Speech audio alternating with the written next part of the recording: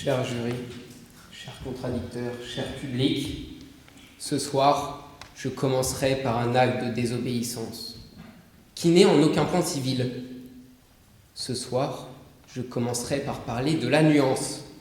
En ces périodes d'élections municipales, je considère que la nuance, l'esprit critique, ont leur place. Je leur ai donc laissé la leur, ce soir, dans mon discours. Les médias, les réseaux, les algorithmes nous informent, plus ou moins bien, d'ailleurs, vous en conviendrez. Et je pense que vous l'avez remarqué, que ça soit sur les plateaux de télévision ou sur les réseaux sociaux, la grande majorité des avis sont tranchés, absolus. Mais où la nuance est-elle passée?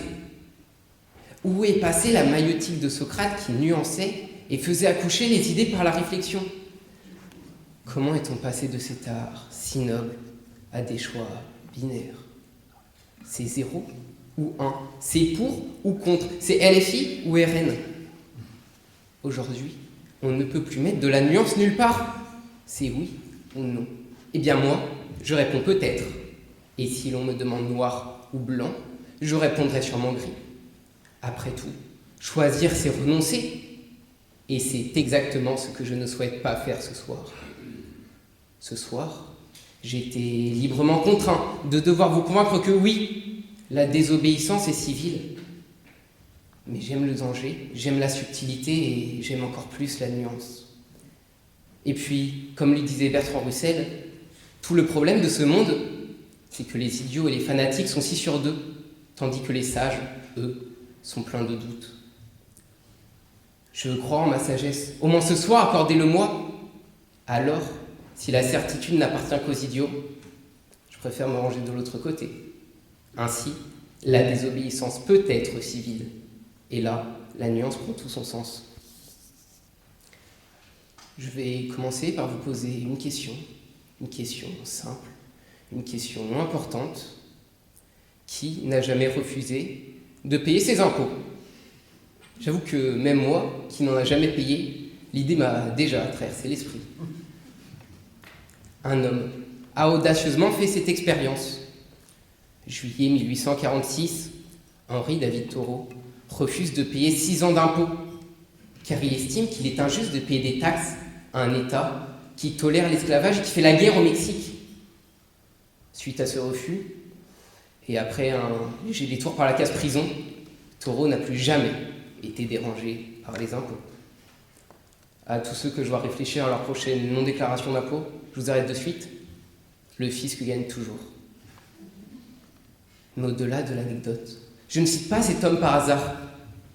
Il est devenu un grand poète, philosophe américain. Comme quoi. Et là, hasard de dingue, Thoreau intitule précisément son œuvre majeure « La désobéissance civile », qu'il définit comme une violation de la loi, se manifestant par un acte public, non violent, dans le dessein de faire avancer la législation. Mais vous me direz, nous sommes en démocratie, et nous sommes souverains par le biais de nos représentants et par la voie référendaire. Mais pour notre ami Thoreau, voter ne suffit pas. Parfois, face à l'injustice, il faut agir, car pour lui, tout vote est comme une sorte de jeu, comme le jeu des dames, teinté d'une légère nuance morale. Ainsi, la désobéissance doit être civile, afin de faire avancer les législations et de lutter contre l'injuste. Je vous propose de préciser ces vastes propos.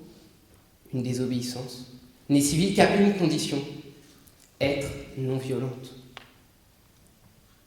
Car on ne combat pas l'injustice en l'imitant, ni en répondant la violence par la violence. Ce n'est pas œil pour œil, dent pour dent, au contraire. La désobéissance civile consiste à opposer à l'injuste un acte pacifique, un refus calme mais ferme, qui rappelle que la force du droit peut parfois s'exprimer dans la retenue plutôt que dans l'affrontement. Cette position s'illustre parfaitement par une figure politique que vous connaissez tous. Cher jury, cher public, fermez les yeux. Je vous demande de penser à un homme qui incarne la désobéissance civile. Un homme qui incarne la désobéissance civile de masse et qui a été en partie responsable de la décolonisation de l'Inde. Vous l'avez. Gandhi. Face à l'Empire britannique, face à l'injustice, il aurait pu choisir les armes, la guerre, la violence, la révolte, la révolution. Mais lui a choisi la marche, la foule silencieuse. Il a choisi de désobéir publiquement, pacifiquement. Mars 1930, lors de la marche du sel, il parcourt des centaines de kilomètres pour accomplir un geste, d'une simplicité presque dérisoire. Produire du sel. Néanmoins, c'était un acte interdit, un acte illégal, mais surtout un acte non violent. Et pourtant, c'est ce geste qui a fait trembler l'Empire britannique. Voilà la puissance de la désobéissance civile. Elle n'humilie pas la loi, elle révèle son injustice. Elle transgresse la règle, mais refuse la violence. Et c'est précisément ce qui la rend civile. Cher jury, cher public, je vous invite à nouveau à fermer les yeux. Je vous emmène en voyage, un siècle plus tard.